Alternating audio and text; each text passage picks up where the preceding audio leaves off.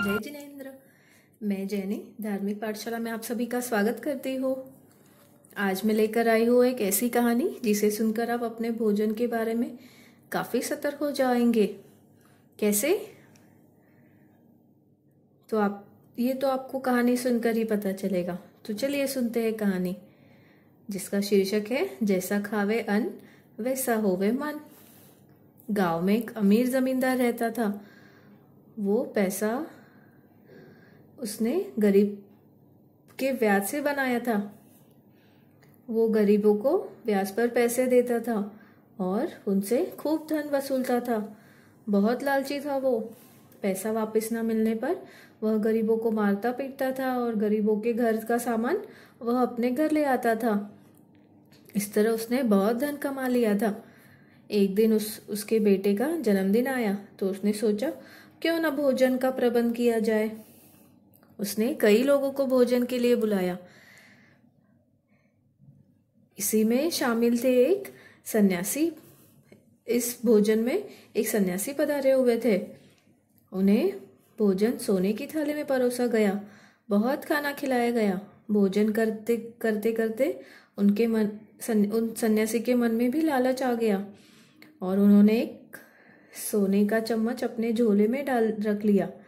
जब सन्यासी भोजन करके आश्रम जा रहा था तब उनके मन में ग्लानि हुई और सोचने लगे, एक महात्मा होकर मैंने चोरी की, एक महात्मा होकर लालच में आ गया मैं।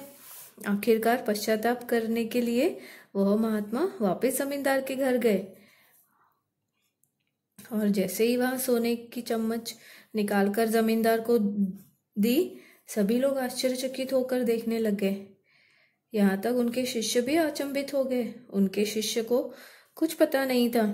तभी एक शिष्य ने पूछा, महात्मा जी, आप इन्हें सोने का चम्मच क्यों दे रहे हो? तब महात्मा जी ने कहा, यह चम्मच इन्हीं का है।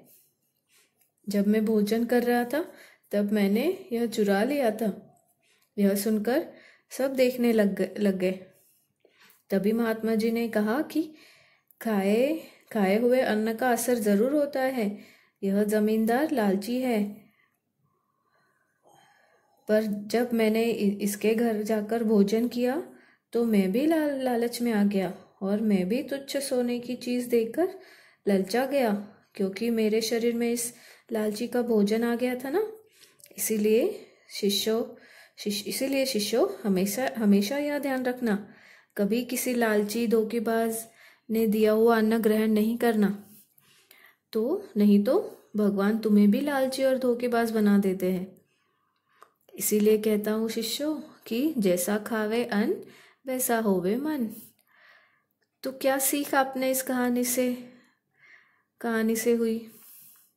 सोचिए।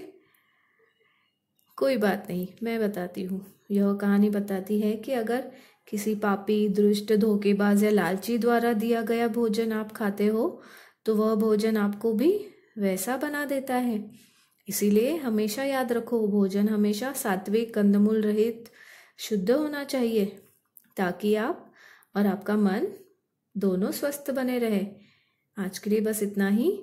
तब तक धर्म ध्यान करें। जय जिनेन्द्र।